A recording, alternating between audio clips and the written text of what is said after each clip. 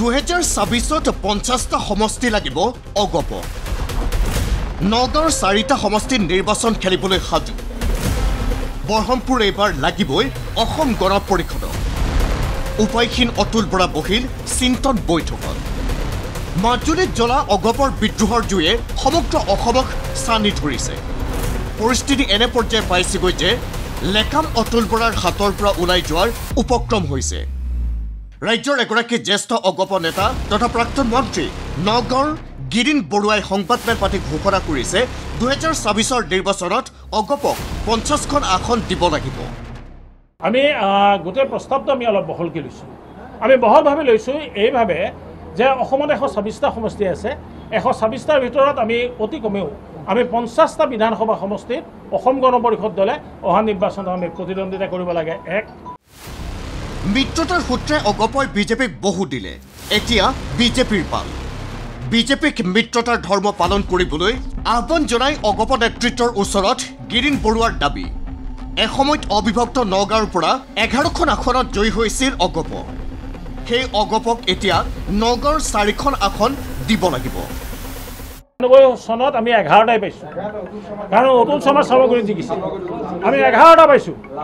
আৰু পিছত আমি 9টা পাইছোঁ গতিকে আমি এতিয়া কৈছোঁ যে য'ত আমি এটা দিনত 11টা আমি পাইছিলোঁ এবাৰ আমাৰ ইয়াত এতিয়া যেতিয়া জিলাখন হোজাই জিলা বেলেগ হ'ল মৰিগাঁও জিলা বেলেগ হ'ল এতিয়া আমাৰ 7টা বিধানসভা সমষ্টি ইয়াত আছে 7টাত আমি 4টা বিধানসভা সমষ্টিত অসম গণ পৰিষদ দলে নগাঁও জিলাত যাতে প্ৰতিদ্বন্দ্বিতা কৰিব পাৰে তাৰ কাৰণে বিশেষভাৱে দাবী জনাইছোঁ নগাঁৱৰ অগপ কাৰ্যালয়ত অনুষ্ঠিত এক সভাৰ জৰিয়তে অগপ নেতৃত্বলৈ দাবীপত্ৰ প্ৰেৰণ কৰি নগাঁও অগপই কৈছে অগপৰ দুৰ্গ বৰহমপুৰ এবাৰ লাগিবই আগত ভৱিষ্যতৰ দিনত আহিবলগীয়া নৱপ্ৰজন্মই আঞ্চলিকতাবাদকে প্ৰাধান্য দিব আৰু এইটো সময়ৰ আহ্বান আমি মানি ল'ব লাগিব গতিকে ইয়াৰ আমাৰ কুচকাৱাজ আজি সদৰ সমষ্টিৰ প্ৰথমখন সভাৰ পৰা আৰম্ভ কৰিছোঁ আৰু বৰহমপুৰ সমষ্টিটো আমি এককভাৱে প্ৰতিদ্বন্দ্বিতা কৰিবলৈ ইয়াৰ দাবী থাকিব ইয়াৰ পিছতে মিত্ৰদল বিজেপিয়ে অসম চুক্তিক নচ্ছদ কৰা কাৰ্যত ক্ষোভত ফাটি পৰে অগপ কৰ্মীসকল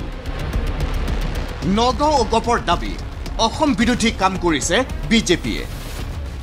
প্ৰত্যেকজন বিদেশীক হিন্দু হওক মুছলমান হওক আমি খেদিম বুলি পেলাই বহিষ্কাৰ কৰিম বুলি আমি অসম চুক্তি কৰিছিলোঁ আজি অসম চুক্তিক সম্পূৰ্ণৰূপে নস্যাৎ কৰা হৈছে মন কৰক আজি কাৰ জৰিয়তে কি কৰা হৈছে আজি ইয়াত নাগৰিকসকলক আজি ইয়াত কি কৰা হৈছে নাগৰিকত্ব দিয়া হৈছে আজি অসম চুক্তি নস্যাৎ কৰা হৈছে ইয়াৰ ফলত আমাৰ কি হৈছে অসমীয়া মানুহৰ যিটো ইচ্ছা আকাংক্ষা এই চৰকাৰৰ পৰা আমি পাম বুলি ভাবিছিলোঁ আমি মাজে মাজে অনুভৱ কৰোঁ যে এই চৰকাৰৰ দিনত অসমীয়া মানুহৰ কিছু মানদণ্ড আমি সামাজিক গাঁথনি আমাৰ কিবা ভাগি পৰিছে সমান্তৰালকৈ বিজেপি কৰ্মীয়ে অগপ কৰ্মীক কৰা প্ৰতাৰণাক দুৰ্ভাগ্যজনক আখ্যা দি ক'লে আমাৰ দলৰ কৰ্মীক মাধমাৰ দিয়া হৈছে এইটো অত্যন্ত দুৰ্ভাগ্যজনক কথা এইটো হাঁহি উৰাই দিব পৰা কথা নহয় আজি এই দুৰ্যোগৰ দিনত আমাৰ দলৰ যিবিলাক কৰ্মী আছে অসম গণ পৰিষদ দলৰ কৰ্মী তেওঁলোকে প্ৰাপ্য সন্মান তেওঁলোকে পাবই লাগিব প্ৰাপ্য সন্মান কাকো কাঢ়ি নিবলৈ দিয়া নহ'ব এক প্ৰকাৰৰ বিদ্ৰোহে ঘোষণা কৰি দিছে নগাঁও অগপই সভাপতি অতুল বৰা আৰু কেশৱ মহন্তই বিজেপিৰ ওচৰত যেন নেগুৰ পেলালে তেনে এক সুৰতেই কথাবোৰ কৈছে নগাঁও অগপই ইয়াৰ পিছত অতুল বৰাৰ মিহি দম কৰ্মীলৈ হয়তো এটা কথা এইকেইদিন কৈ আহিছোঁ যে টিকেট লাভৰ মূল ক্ৰাইটেৰিয়াটোৱেই হ'ব কাম ৱৰ্ক কাম সাংগঠনিক স্তৰ মজবুত কৰা জনসংযোগ বৃদ্ধি কৰা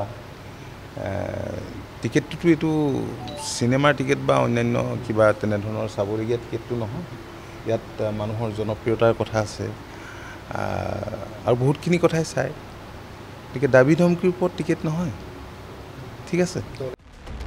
অগপ সভাপতি অতুল বৰাই বিদ্ৰোহী কৰ্মীক ৰঙা চকু দেখুৱালেও কিন্তু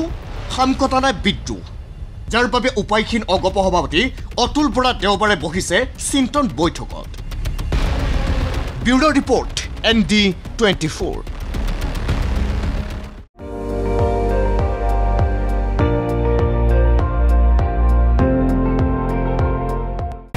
আপুনি চাই আছে ND24